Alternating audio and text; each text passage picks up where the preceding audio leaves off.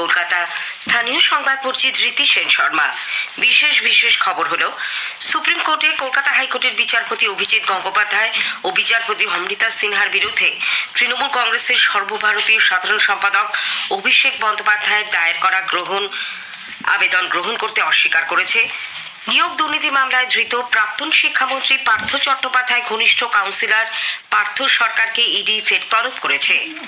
আগামী সোমবার অযোধ্যায় রাম মন্দিরের উদ্বোধনের দিন এ রাজ্যে আইন শৃঙ্খলা রক্ষায় সব রকমের ব্যবস্থা গ্রহণের জন্য রাজ্য সরকার নির্দেশ দিয়েছে। ওই দিন রাজ্য সরকার ছুটি ঘোষণা না করায় বিজেপির সমালোচনা করেছে।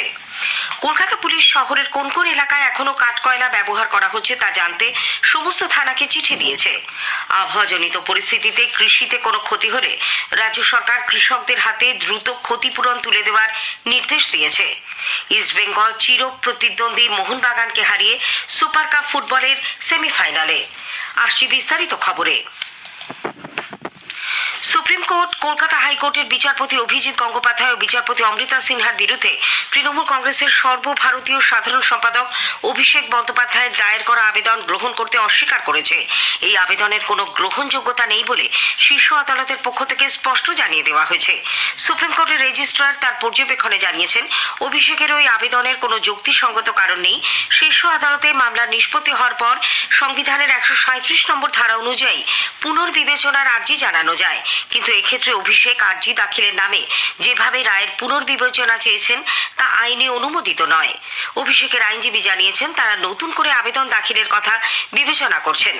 উল্লেখ্য, অভিষেক সম্প্রতি বিচারপতি অভিজিৎ গঙ্গোপাধ্যায়ের বিরুদ্ধে সুপ্রিম কোর্টে এক আবেদন দাখিল করে তার বিরুদ্ধে রাজনৈতিক পক্ষপাতিত্বের অভিযোগ তোলেন। বিচারপতি গঙ্গোপাধ্যায় তার বিরুদ্ধে বিভিন্ন সময় অবমাননাকর মন্তব্য করেছেন বলেও অভিষেকের দাবি। পাশাপাশি প্রাথমিকের নিয়োগ দুর্নীতি মামলা বিচারপতি অমৃতা সিনহার এজলাসে স্থানান্তর করার পর তার বিরুদ্ধে অভিষেক পক্ষপাতিত্বের অভিযোগ আনেন। বিচারপতি সিনহার বেঞ্চ থেকে মামলা সরানোরও আর্জি জানান ডায়মন্ড হারবারের সাংসদ। বিজেপি সুপ্রিম কোর্টে অভিষেকের আবেদন গ্রাহ্য না হওয়ায় তার বিরুদ্ধে আবারও সরব হয়েছে। বিরোধী দলনেতা শুভেন্দু অধিকারী বলেছেন, সুপ্রিম কোর্টে অভিষেক বড় রকমের ধাক্কা খেল।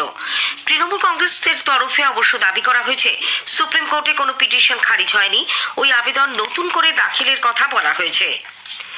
নিয়োগ দুর্নীতি মামলায় ধৃত প্রাক্তন শিক্ষামন্ত্রী পার্থ চট্টোপাধ্যায় ঘনিষ্ঠ কাউন্সিলর পার্থ সরকার ওরফে ভজাকে এনফোর্সমেন্ট নির্দেশনায় ইডি ফের তলব করেছে। এর আগেও দুবার তাকে ডেকে পাঠানো হয়, কিন্তু তিনি সময় চান। গতকাল ইডির পক্ষ থেকে আবারও নোটিশ জারি করে আগামী সপ্তাহে তাকে হাজিরা দিতে বলা হয়েছে। ইডির সূত্রে জানা গেছে, তদন্ত প্রক্রিয়ার অগ্রগতি থমকে থাকার কারণে জিজ্ঞাসাবাদের জন্যই পার্থ সরকারকে ফের তলব করা হলো। এই দুর্নীতি মামলায় ইডি একটি চার্জশিট জমা দিয়েছে। তাতে বহিষ্কৃত ছাত্রনেতা কুন্তল ঘোষ ও মন্ত্রী পার্থ চট্টোপাধ্যায়ের সংযোগকারী হিসেবে পার্থ সরকার কাজ করতেন বলে উল্লেখ করা হয়েছে। 2015 পর থেকে তার সম্পত্তির পরিমাণ বৃদ্ধি পেয়েছে বলেও ইডির তদন্তে উঠে এসেছে। আগামী সোমবার 22 জানুয়ারি অযোধ্যায় রাম মন্দির উদ্বোধনের দিন এ রাজ্যে আইন শৃঙ্খলা রক্ষায় সব রকমের ব্যবস্থা গ্রহণের জন্য রাজ্য সরকার নির্দেশ দিয়েছে। জেলা পুলিশ সুপার ও বরিষ্ঠ আধিকারিকদের সঙ্গে রাজ্য পুলিশের মহানির্দেশক রাজীব কুমার গতকাল এক বৈঠক করেন। স্পর্শকাতর এলাকাগুলিতে সকাল থেকেই নজরদারির পাশাপাশি আইন শৃঙ্খলা নিয়ন্ত্রণে সব রকমের ব্যবস্থা রাখার জন্যও তিনি বৈঠকে নির্দেশ দেন। প্রয়োজনে পুলিশকে এলাকায় টহল দিতে বলা হয়েছে বলেও নবান্ন সূত্রে জানা গেছে। এদিকে আইন শৃঙ্খলা নিয়ে সতর্কতায় ওই দিন রাম মন্দির উদ্বোধন উপলক্ষে শহরে কোথাও কোনো অনুষ্ঠান হচ্ছে কিনা, স্কুল খোলা আছে কিনা কলকাতা পুলিশের তরফে প্রতিটি থানার কাছে তা জানতে চাওয়া হয়েছে বলেও লালবাজার সূত্রে জানা গেছে। তৃণমূল কংগ্রেস প্রধান মমতা ব্যানার্জির নেতৃত্বে সংহতি মিছিলের ওপরেও ওই দিন কড়া নজর রাখতে বলা হয়েছে। বিজেপি রাজ্য সরকার 22 জানুয়ারি ছুটি ঘোষণা না করায় তার সমালোচনা করেছে। কলকাতা আন্তর্জাতিক বইমেলায় গতকাল বিজেপির রাজ্য সভাপতি সুকান্ত মজুমদার বলেন, উৎসব সবার বলে মুখ্যমন্ত্রী সবসময় দাবি করেন এবং বিভিন্ন উৎসবে ছুটিও ঘোষণা করে থাকেন।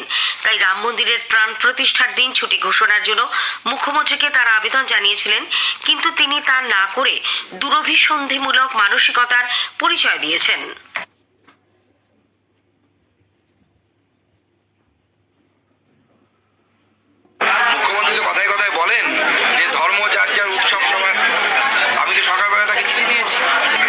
উৎসব মনে করে উনি যেন সেই দিন সরকারিভাবে ছুটি ঘোষণা করেন, কমসে কম অর্ধ দিবস।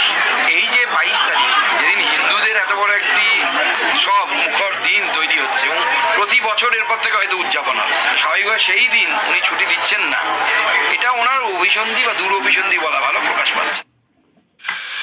স্বাধীনতা উত্তর ভারতের সবচেয়ে বড় গণ আন্দোলন এই রাম মন্দিরের উদ্বোধনের দিনটিকেই মুখ্যমন্ত্রী সম্প্রীতি যাত্রার জন্য বেছে নেওয়ায় সুকান্তবাবু তারও সমালোচনা করেন। এর মাধ্যমে রাজ্যের সাম্প্রদায়িক সম্প্রীতি নষ্ট হয় বলে তার দাবি। এদিকে রাজনৈতিক স্বার্থেই রামচন্দ্রকে ব্যবহার করা হচ্ছে বলে তৃণমূল কংগ্রেস পাল্টা দাবি করেছে। দলের মন্ত্রী কলকাতা পুরসভার মেয়র ফিরহাদ হাকিম পুরভবনে সাংবাদিকদের বলেন, কেন্দ্রের বিজেপি সরকার দেশ জুড়ে মেরুকরণের রাজনীতি করছে, শুধুমাত্র নির্বাচনে জেতার জন্য ব্যবহার করা হচ্ছে রামকে। আমি রামের ভরসায়, আল্লাহর ভরসায় কেন ইলেকশনে যাব? আমার কাজ আমার ইলেকশনে নিয়ে যাবে। আমি কর্মযোগী, আমার কর্ম আমার ইলেকশন করাবে। আমি মসজিদ করেছি তাই আমায় ভোট দাও, আমি মন্দির করেছি তাই আমায় ভোট দাও, আমি গির্জা করেছি তাই আমায় ভোট দাও। কেন? আমি কাজ করেছি মানুষের জন্য তাই আমায় ভোট দাও।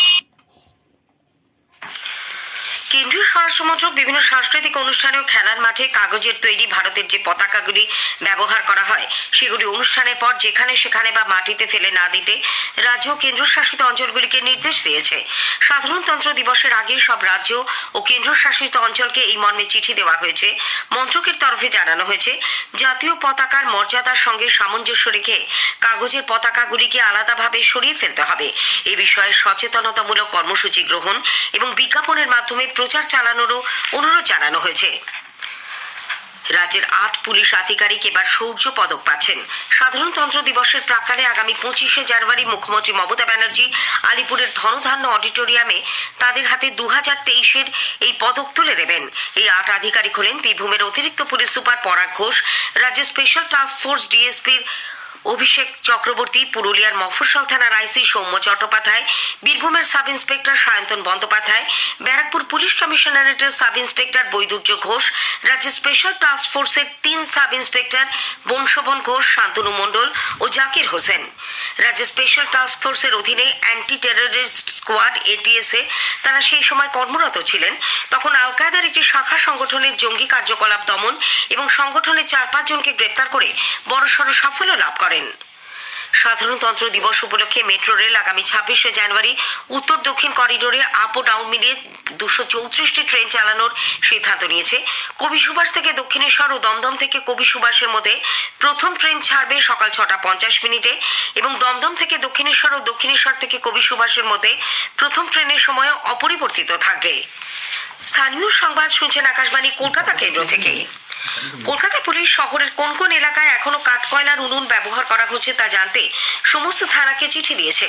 ন্যাশনাল গ্রিন ট্রাইব্যুনালের নির্দেশেই থানাগুলিকে এই নিয়ে বিস্তারিত রিপোর্ট দিতে বলা হয়েছে। পুলিশ সূত্রে জানা গেছে, কলকাতায় এখনো বহু জায়গায় উনুন জ্বালিয়ে ইস্ত্রি করা হয়।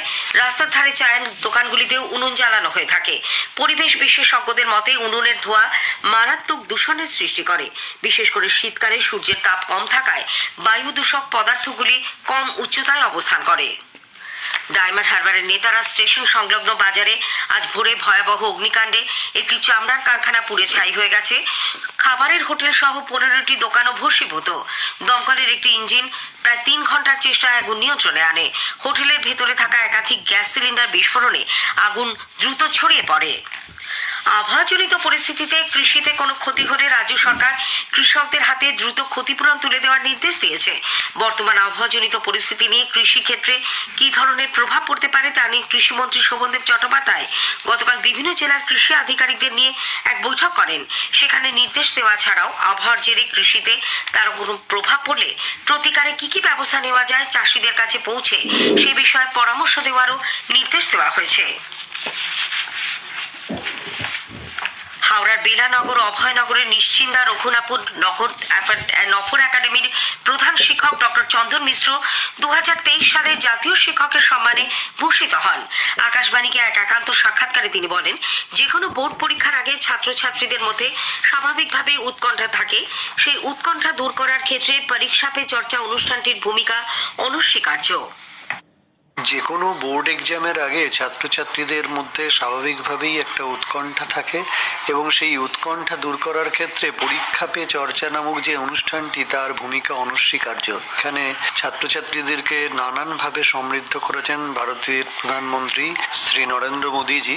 তিনি খুব সুন্দরভাবেই ব্যাখ্যা করে বুঝিয়েছেন যে তারা তাদের উপর তৈরি হওয়া অহেতুক প্রত্যাশার যে চাপ সেটাকে অতিক্রম করে কি করে এক ছাত্রী প্রকাশ করবে সে যাতে সব উত্তর সঠিকভাবে লিখতে পারে সেই দিকে, এবং সোশ্যাল মিডিয়া এবং স্মার্টফোন এই দুটো থেকে তারা যতদূর সম্ভব নিজেদেরকে বিরত রাখবে।